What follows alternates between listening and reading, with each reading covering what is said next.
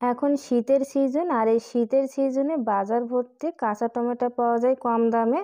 এই কাঁচা টমেটো দিয়ে যে এত মজার লোভনীয় স্বাদের রেসিপি হয়, ট্রাই না করলে বুঝতে পারবেন না। তাই বাজারে কাঁচা টমেটো ফুরিয়ে যাওয়ার আগে অবশ্যই একবার হলেও এই রেসিপিটা ট্রাই করে দেখতে পারেন। কথা দিলাম সবাই আপনার প্রশংসা করবে এই রেসিপিটা ট্রাই করার পর। তো চলুন দেখে নিই। এখানে আমি একটি বড় সাইজের আলু নিয়েছি আর অনেকগুলো টমেটো নিয়েছি। এখান থেকে 5 থেকে 6টা টমেটো নিব। এখন এগুলোকে খুব ভালোভাবে পানি দিয়ে পরিষ্কার করে আলু এবং টমেটোটা কেটে নিব। তো আলু এবং টমেটোটা কেটে নিলাম। সাথে কিন্তু আমি 4 পিস ছোট সাইজের কোরাল মাছ নিয়েছি বা ভেটকি মাছ।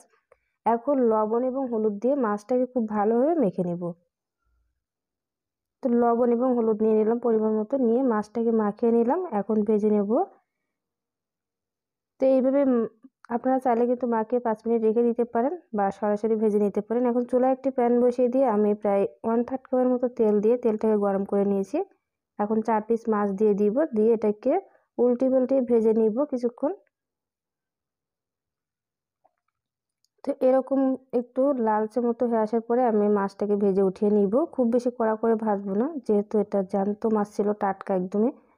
এখন আমি এই তেলে সেই যে টমেটোটা কেটে রেখে দিয়েছিলাম পানি ঝরিয়ে, সেটা দিয়ে দিলাম। টমেটোটা দিয়ে চুলার আঁচটা একদমই সর্বোচ্চ হাই করে দিয়ে আমি 2 থেকে 2.5 মিনিটের মতো এটাকে ভেজে নিব উল্টিয়ে পাল্টিয়ে।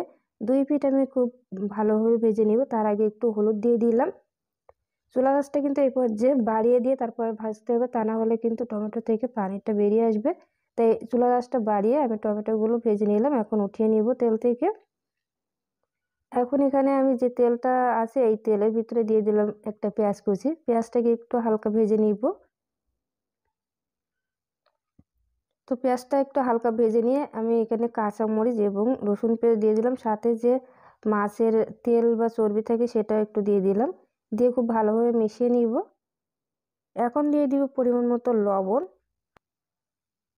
দিয়ে দিলাম হলুদ গুঁড়া, আর দিয়ে দিব একটু ধনিয়া গুঁড়া, সাথে দিয়ে দিব লাল মরিচের গুঁড়া। আমি এখানে কোনো রকম পরিমাপ বলছি না, যেহেতু আমি অল্প করে রান্না করছি এই জন্য আর পরিমাপটা বলছি না।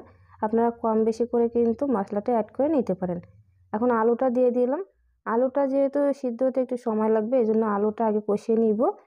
তো 1 থেকে 2 মিনিটের মতো আমি মশলাতে কষিয়ে তারপর একটু পানিও দিয়ে দিব। পানিটা দিয়ে আলুটাকে সিদ্ধ করে নিব।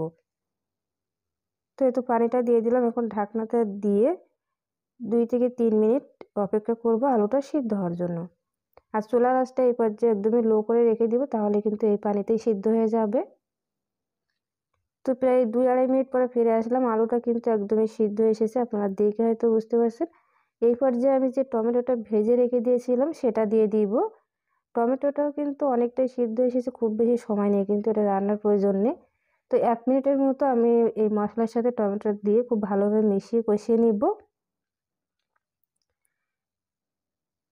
এখন আমি এই পর্যায়ে মাছটা যে ভেজে রেখে দিয়েছিলাম সেটা দিয়ে দিব। মাছটা এই পর্যায়ে দেওয়ার কারণ হলো, আমি যদি পানি দিই সেই পানিটা বলক চলে আসার পরে কিন্তু মাছটা দিতে হবে, তা না হলে কিন্তু তরকারির টেস্টটা ভালো লাগে না।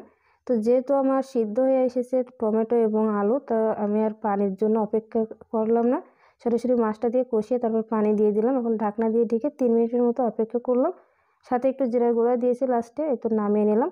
দেখুন মাশাআল্লাহ করে কত ইয়ামি এবং লোভনীয় হয়েছে। দেখলেই তো মনে হচ্ছে যে এটা খেতে কতটা মজার হবে। আর আসলে এটা খেতে অনেকটাই মজার হয়েছিল। যাদের মুখে রুচি একদমই কমে গিয়েছে তারা কিন্তু চাইলে এই রেসিপিটা ট্রাই করে দেখতে পারেন। আর এই যে কাঁচা টমেটো, এটা কিন্তু একদমই টক লাগবে না, খেতে অসম্ভব মজার হয়ে থাকে। তাই বাসায় একবার হলেও ট্রাই করে দেখতে পারেন রেসিপিটি। ভালো লাগলে লাইক করুন, শেয়ার করুন। আসসালামু আলাইকুম।